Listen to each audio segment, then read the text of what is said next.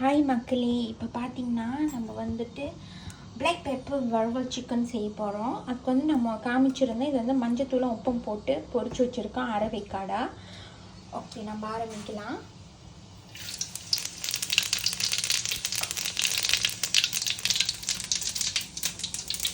இதுக்கு தேவையான பொருட்கள் இது வந்து பொரிச்சு வச்சுருக்கோம். ஒரு வெங்காயம் பொரிச்சு வச்சுருக்கோம், கருவேப்பிலை, தக்காளி பழம். இதையும் வந்துட்டு இது பொரிச்ச பிறகு இது பொரிச்சு வச்சுருக்கோம். இது என்னென்னா காஞ்ச மிளகா. ஓகே, அந்த பெரிய சீரகம், பட்டை, பூவு, கிராம்பு, ஏலக்காய் போட்டுட்டோன்னு வெங்காயம் போட்டு நல்லா வறுக்கணும். தாளிக்கணும். இது வந்து கேஜுனாட்டும் இதுதான். இது பேர் வந்துட்டு காஞ்ச மிளகா. அதுக்கப்புறம் இஞ்சி பூண்டு விழுது போடணும். கொஞ்சம் நல்லா வதங்கின போடுது.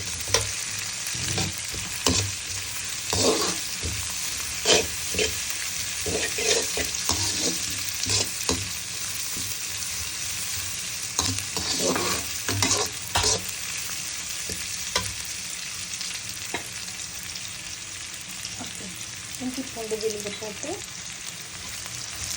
கொஞ்சம்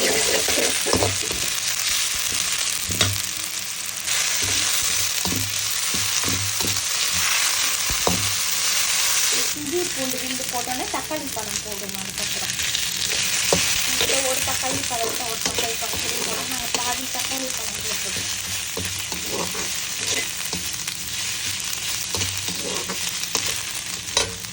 அதுக்கப்புறம் நம்ம வந்து பட்டை மிளகா போட போகிறோம்.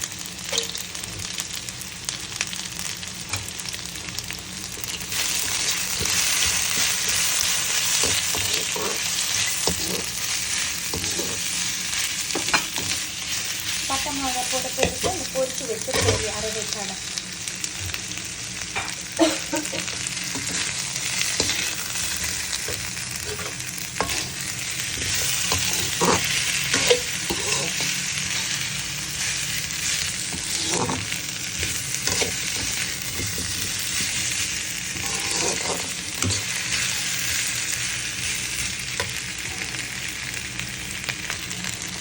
பட்டை மிளகா தூள் ஒரு கரண்டி,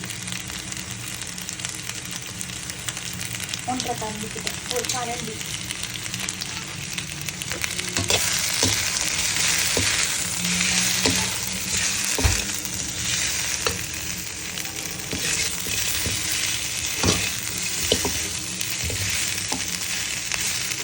அப்புறம் இறைச்சி கறி மிளகா தூள்,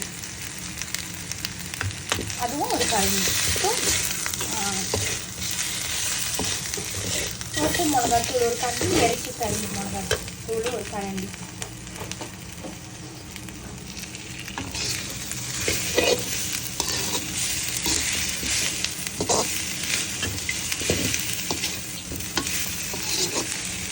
இது நான் வந்து ஒரு 3 கோழி, பெரிய கோழி சொல்ல முடியாது, சின்ன கோழியில் பாதி கோழி வறுவல் செய்கிறேன்.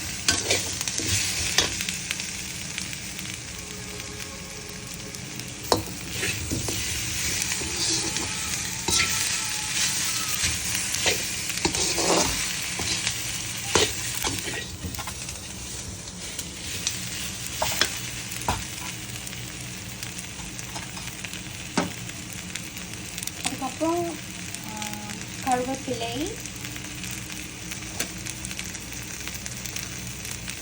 கொஞ்சோண்டு பிளாக் பெப்பர் தேவையான அளவு. இல்லை ஒரு கரண்டி தான், எல்லாமே ஒரு கரண்டி பார்த்துருக்குறாங்க.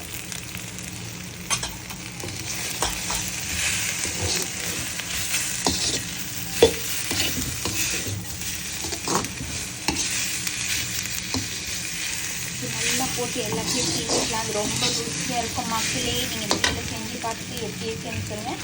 கடைசியாக கேட்கணும்.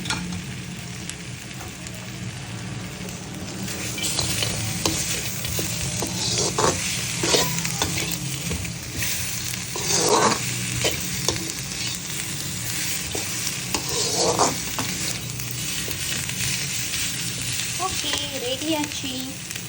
இதோட சாப்பிடலாம். தேங்க்யூ ஃபார் வாட்சிங். உங்களுக்கு பிடிச்சிருந்தா இது லைக் பண்ணி சப்ஸ்கிரைப் பண்ணுங்கள், ஷேர் பண்ணுங்கள்.